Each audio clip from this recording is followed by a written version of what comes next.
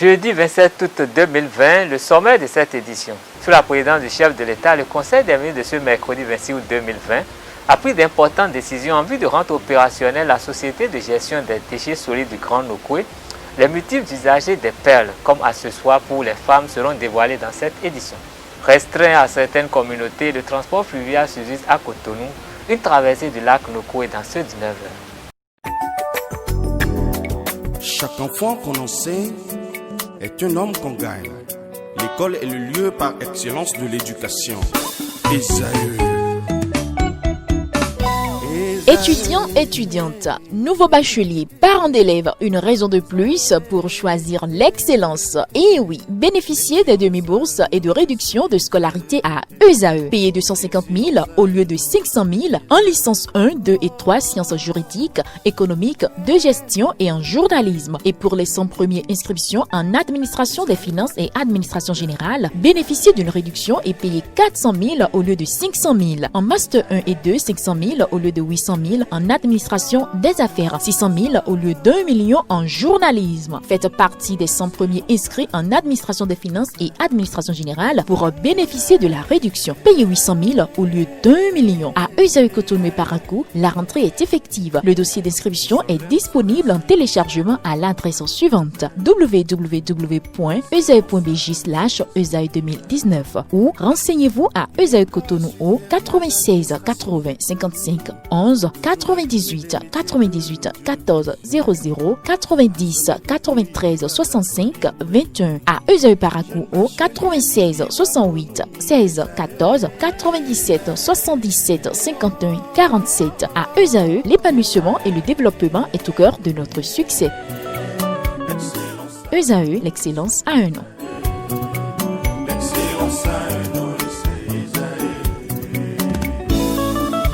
La rumba, c'est la musique des sages.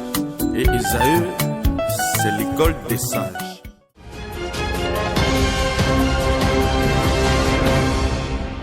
Tenu sous la présidence du président Patrice Talon, le Conseil des ministres a décidé de la réalisation des activités d'opérationnalisation de la Société de gestion des déchets et de salubrité de Grand Nokoué.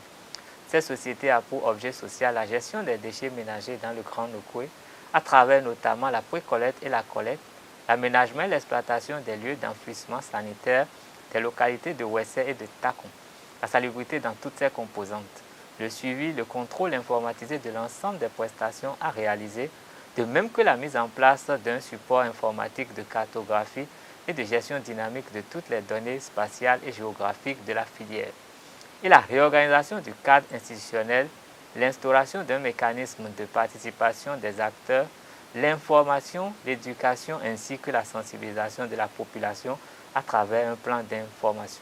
La société ayant démarré ses activités en décembre 2019 avec la mise en œuvre de la phase pilote de la pré-collecte et de la collecte, l'exécution de toutes les composantes du projet requiert une assistance conseil par un bureau ayant une bonne connaissance du secteur de la gestion des déchets. Aussi est-il apparu nécessaire de procéder à l'acquisition, entre autres, d'engins légers de pré-collecte et d'engins lourds de collecte, à la réhabilitation et la mise aux normes des points de regroupement, centres de transfert et lieux d'enfouissement. À l'issue des consultations menées à cet effet, le Conseil a marqué son accord pour la contractualisation avec les sociétés adjudicataires en vue de la fourniture de poubelles et de tricycles, le suivi et le contrôle informatisé des prestations de salubrité et de collecte des déchets. Il en est de même des cabinets sollicités pour l'appui technique à l'opérationnalisation de la SGDS-GN. La mission de maîtrise d'œuvre complète des travaux de reconstruction des centres de transfert et la mise aux normes des lieux d'enfouissement sanitaire sus évoqués. Dans le cadre de son projet Non à la COVID-19, je respecte les gestes barrières, l'ONG Foyer d'Amour a reçu cet après-midi à Cotonou une dotation de 150 masques chirurgicaux. Ce don symbolique de Victor Laoui, directeur de la propagation et de la prospective du ministère des Sports, est le premier appui dont bénéficie l'ONG depuis le lancement de sa campagne. Son président Adrien Tchomankou, exprimant sa gratitude, lève un coin de voile sur le projet et invite d'autres bonnes volontés à lui emboîter le pas. Il est précédé du représentant du donateur Donat Morel Diofon. Au nom du président Vitos Molamouin, Nous offrons ce lot symbolique de 150 masques destinés aux enfants démunis, aux orphelins et aux personnes du troisième âge pour soutenir les actions de l'ONG Foyer d'Amour, qui entre également dans la dynamique du gouvernement pour lutter contre cette pandémie appelée la Covid-19. Notre appel a été donc entendu. En réalité, nous avons lancé il y a une semaine notre projet intitulé « Non à la Covid-19, je respecte les gestes barrières ». Et ce projet consiste à sensibiliser les orphelins, les démunis, les personnes de troisième âge, à leur offrir des masques, des gels hydroalcooliques et des kits de lavage de mains. Donc c'est dans ce cadre que le président Victor Laoui a entendu notre cri de cœur. Il a constaté que c'est un projet novateur, c'est un projet salutaire et il nous a fait appel. Il a instruit ses services compétents pour qu'on nous offre un lot de masques. C'est vraiment important de le remercier.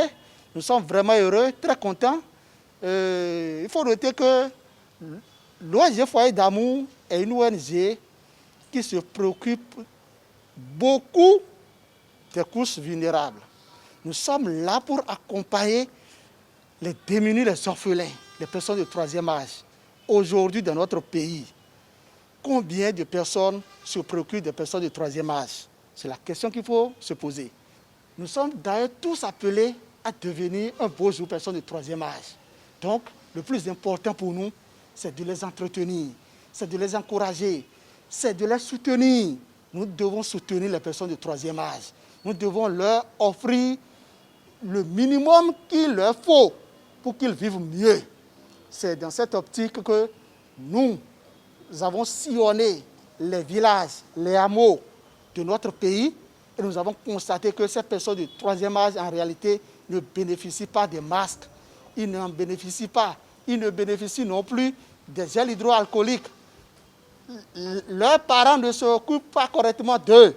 Donc, nous sommes dit qu'il faut que notre ONG joue convenablement sa partition. Il faut que nous volons à leur secours. Et c'est ça, le président Victor Laoui a entendu notre cri de détresse. Au regard de tout cela, je voudrais inviter ceux-là qui n'ont pas encore compris l'importance de notre projet non à la Covid-19, je respecte les gestes barrières, de venir vers nous, de nous écouter, de mettre à notre disposition le minimum. Nous ne voulons pas de l'argent. Nous ne voulons pas de l'argent. Non, nous ne sommes pas là pour collecter de l'argent. Nous sommes là pour soutenir les personnes vulnérables. Et toute personne de bonne volonté peut vous mettre à notre disposition des masques, des gels hydroalcooliques. Nous allons charger de remettre ces kits aux bénéficiaires. Les adhérents de la Fédération des journalistes et professionnels des médias du Bénin vont élire le 29 août prochain un nouveau bureau exécutif à la tête de l'association. Le président sortant Aurélien Aïssou expose quelques-unes des actions menées sous sa présidence pendant les 2 premières mandatures. Je peux juste, pas de façon exhaustive, dire ce que nous avons pu faire parce que nous étions partis sur la base de participer à notre propre épanouissement. Et avant de pouvoir participer à notre propre épanouissement, il faut réunir un certain nombre de paramètres. Si dit qu'on est parti sur la base de la participation de notre propre épanouissement, c'est dit que nous avons mis en place un certain nombre de projets. Ces projets, il faut s'affirmer. Si, avec notre regroupement, nous ne sommes pas déterminés à honorer le métier, on ne peut pas tout. Il faut la formation. Donc nous sommes présentés sur la formation. La plupart d'entre nous sont allés dans des écoles. En dehors de ça, pour mener la vie au sein de l'association, nous avons mis sur pied un département qui est essentiellement consacré à la sociabilité, aux activités culturelles et sportives, juste pour le brassage. En dehors de ça, nous avons beaucoup de projets que nous avons mis en place. Je peux parler, entre autres, de la solidarité épargne.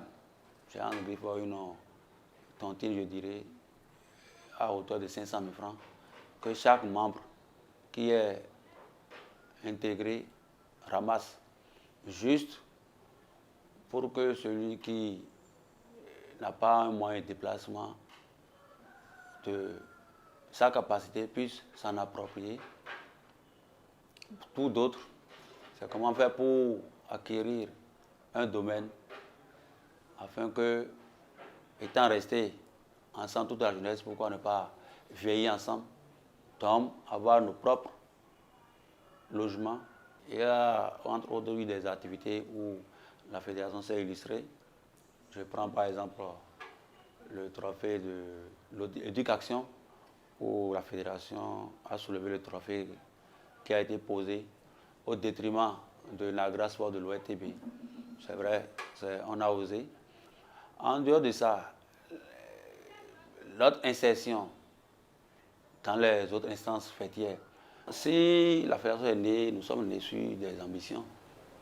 Et c'est vrai, on va dire, le leadership du président a toujours porté. Et aujourd'hui, si effectivement nous avons pu intégrer d'une manière ou d'une autre l'ODEM, c'est à notre actif. Au moins là-bas, nous avons nos yeux. Si au niveau de l'UPMB, nous pouvons être présents au niveau du CNPA. Parce que tous ces regroupements parlent du bien-être des journalistes. Et la fédération aussi est là pour parler du bien-être des journalistes. Et pourquoi ne pas nous faire représenter au niveau de ces fêtières? Là, vous allez comprendre que nous sommes partis par des formations, de répondre aux critères qui s'imposent. Si la fédération remplit ces critères, bien les membres de la fédération remplissent ces critères, je ne pense pas qu'il y ait de barrière. Au contraire, on va nous démarcher vers ces fêtières. Et c'est ce qui a été fait au niveau de l'ODEM. On a vu, on a fait du chemin, mais on sait que bon, nous pouvons aussi gérer. Ne soyez pas étonnés de voir que désormais, c'est un membre de la fédération qui est président de l'ODEM, bien de l'UPMB, du CNPA. L'Assemblée générale élective démarre demain 28 août 2020 au complexe touristique Le Paysage de Pao. Sur le marché artisanal, les perles sont de plus en plus utilisées pour la conception des accessoires de beauté. Sacs, colliers et bracelets sont quelques-uns de ces articles issus de cet usage. Harmonia Sagbo, promotrice de Chic Créa, nous explique le processus de fabrication dans cet entretien réalisé par Naël Dou, Aïchatou Amoussou et Jean-Didier Esseka. Avec les perles aujourd'hui, on fait des colliers, on fait des boucles d'oreilles, on fait des sacs, on fait des pochettes, des tapettes, des sacoches. Tout est une affaire de technique. Pour faire chaque accessoire, il y a les différentes techniques pour aboutir. Pour faire les colliers, il y a plusieurs façons de faire. Il y a des techniques simples, des techniques compliquées. On utilise différentes formes de perles, différents types de perles. Et pour faire les sacs aussi, ça dépend du sac que vous voulez faire. Il y a plusieurs modèles. Mais essentiellement, on utilise des perles, du fil de pêche surtout, et on s'aide avec un ciseau et une paire de pinces. Alors, les sacs, c'est un domaine assez particulier dans les perles parce que ça prend beaucoup de temps. Pour faire les sacs, ça prend beaucoup de temps. Quand je prends par exemple ce sac, ça c'est un sac moyen, c'est pas un grand sac. Ça fait quoi, 30 cm sur la base et la dimension fait à peu près 25 cm sur la hauteur. Pour faire ce sac, lorsque vous êtes seul, tous travaux cessants, vous allez le faire en 5 jours minimum, sinon une semaine. Mais lorsqu'on est en équipe, on peut le faire en 5 jours. Une équipe de 2 personnes. Mais une équipe de 3 personnes qui est motivée relativement, on peut finir un sac moyen du genre en 3 jours. Par exemple, chez nous, pour fabriquer les sacs, ce sont des perles qu'on appelle dans notre jargon, on les appelle des bips. Parce que, comment dire, ce sont des perles assez légères, mais en plastique travaillé, ça a un bruit assez particulier. Du coup, on appelle ça bip. Ça, par exemple, pour fabriquer les sacs, on les utilise. Pour fabriquer les bracelets, on utilise des perles de verre. Des perles de verre ou des perles semi-précieuses. C'est des perles comme l'œil de tigre, turquoise. C'est des pierres naturelles qui ont des vertus. Pour travailler les colliers, on utilise beaucoup plus des perles de cristal chez nous ou des perles de culture. Il faut un niveau minimum parce que Les articles en perles, c'est vrai, ça s'apprend. Ce sont des techniques qui s'apprennent, mais dans l'apprentissage, il faut forcément arriver à un niveau de maîtrise minimum. Surtout pour des sacs comme ça, on mise beaucoup plus sur la solidité. Je prends un exemple encore de ce sac. C'est un sac qui est solide, vous voyez, je le bouge, mais ça ne bouge pas, ça ne change pas. Pour faire un sac du genre, il faut que ce soit solide. Et pour la solidité, il faut d'abord que la personne qui travaille arrive à un niveau minimum de maîtrise. Et si possible, les sacs sont fabriqués par des personnes qui ont déjà fait un temps de formation donné, donc qui s'y connaissent déjà à un niveau minimum donné. C'est très important. Pour fabriquer des sacs, il faut au moins 2 semaines de formation. Après 2 semaines de formation, l'apprenant peut être apte à fabriquer un sac proprement dit, mais il faut toujours un suivi de son formateur ou de sa formatrice.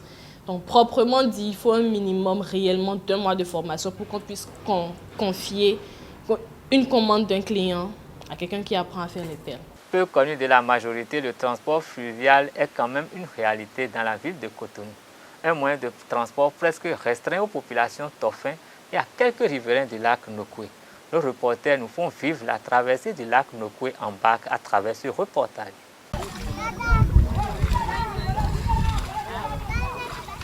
Certains usagers de la ville de Cotonou se déplacent d'une rive à l'autre du lac Nokoué par le biais des barques motorisées appelées Gbukla en langue Tofin. Ce choix est décidé pour plusieurs raisons.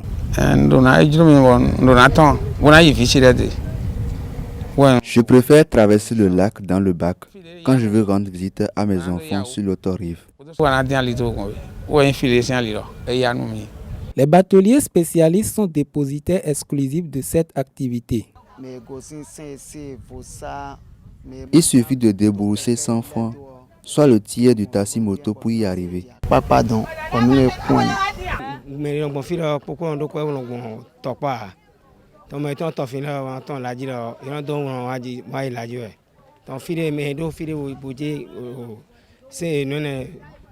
La majorité de ceux que nous convoyons manquent de moyens pour passer par Tokpa. C'est ce qui nous oblige à les aider ici.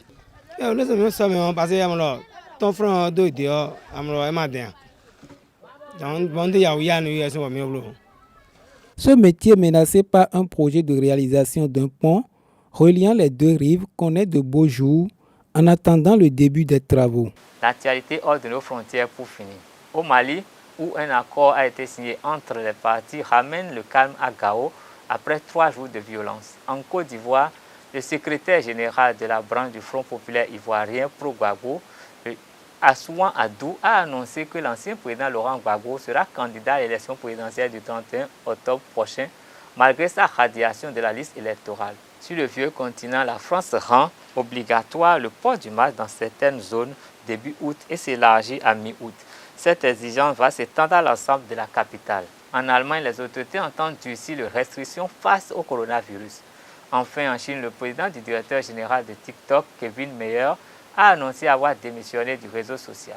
Au nord du Mali, un accord a été signé en présence du gouverneur de région par les communautés après 3 jours de rencontres suite aux récentes violences meurtrières qu'a connues la ville la semaine dernière. Durant 3 jours, toutes les communautés représentées par leurs leaders ont discuté des questions de sécurité et de cohésion sociale suite aux récents événements survenus dans la ville de Gao. Et c'est à l'issue de cette discussion qu'un protocole d'accord a été signé. Saliou Ibrahim, membre de la communauté Songhai, salue ces 3 jours de travaux avec toutes les communautés. En Côte d'Ivoire, Assouan Adou, secrétaire général du Front populaire ivoirien pour Gbagbo, a annoncé que l'ancien président sera candidat à l'élection présidentielle du 31 octobre prochain, malgré sa radiation de la liste électorale.